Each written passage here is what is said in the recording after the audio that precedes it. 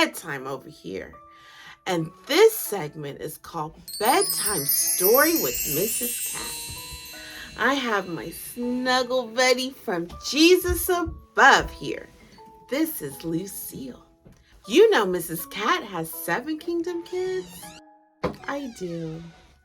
So, as we get ready to start our story, oh, hold on. You see my friends? What time is it? It's time to choose our snuggle buddy. Oh, I'm so excited. Yes. Lucille chose her snuggle buddy. Look. That's her snuggle buddy. And I'm going to choose one of Lucille's snuggle buddies, Miss Jellybeans.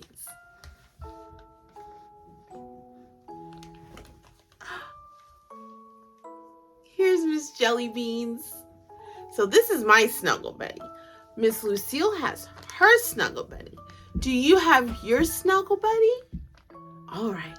Well, I'm going to give you 10 seconds to go get your snuggle buddy. Ready? 10, 9, 8, 7, 6, 5, 4, 3, 2, 1. Well, I'm snug in my bed and I'm ready to read our story tonight. So let's get started. A voice in the night. 1 Samuel chapter 3. When Samuel was a little boy, Hannah brought him to live at the tabernacle. She had promised God that Samuel would serve him all his life. The priest Eli would now take care of Samuel. He would teach Samuel about God. One night while Samuel was sleeping, he heard a voice say, "Samuel." He ran to Eli and said, "Here I am." But Eli said, "I didn't call you." Then Samuel went back to bed. Samuel heard a voice call his name 2 more times. Each time, Samuel ran to Eli. Finally, Eli told Samuel, "I think God is speaking to you. Next time say, 'Yes, Lord, I am listening.'" Then Samuel went back to bed. "Samuel, Samuel," the voice said again. This time, Samuel answered, "Yes, Lord, I am listening." From that moment on, Samuel gave messages to God's people. He was a special prophet of God. Israel's first king, from 1 Samuel chapters 8 through 10. When Samuel was an old man, God's people said, "We want a king to rule over us." Samuel asked God for help.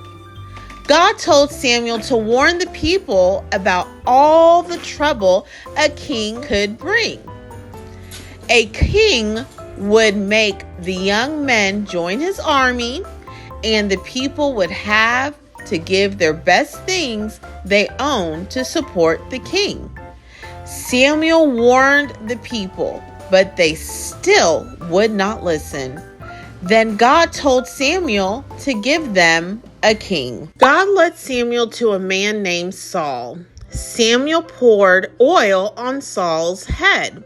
This was a sign that Saul was God's choice for their new king. Saul hid because he was shy. The people found him. Then Samuel said, "Here's your king." Everyone cheered and shouted, "Long live the king!" A good heart. 1 Samuel 15, 1 through chapter 16, verse 13. Saul was a good king for about 20 years. Then he began to disobey God. God was sorry he made Saul the king. Samuel was sad about it too. God sent Samuel to a man named Jesse to find a new king. When Samuel met Jesse, he said, "I would like to meet your sons." When Samuel saw them, he thought, "These are strong-looking men." God said, "I do not look at the outside of a person. I look at the inside of a person. I look at the heart." Samuel asked Jesse, "Do you have another son?" Jesse said, "Yes, his name is David. He is out in the field with the sheep." Samuel asked to see him. As soon as David arrived, God told Samuel, "He is the one. I want to be the next king." Samuel anointed David. He poured oil on David's head, and David was filled with God's power. Well, friends, that was a wonderful story. Mrs. Cat is tired, but before we go to sleep, did you enjoy the story? That's good. Can you tell Mommy and Daddy who the main characters were in this story? Very good. Did they solve the problem in this story? Good.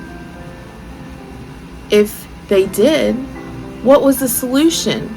What did they agree upon to fix or solve the problem?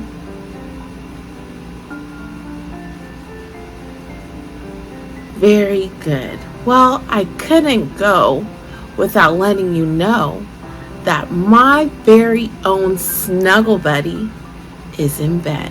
You want to see? Okay.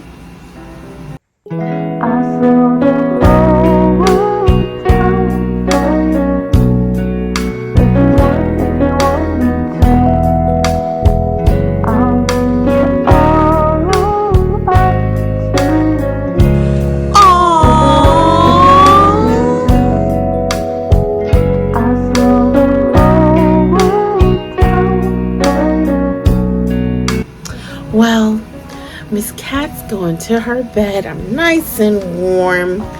And I will see you next time at Bedtime Stories with Miss Cat. Okay? Good night. Make sure to like, subscribe, and share. Good night.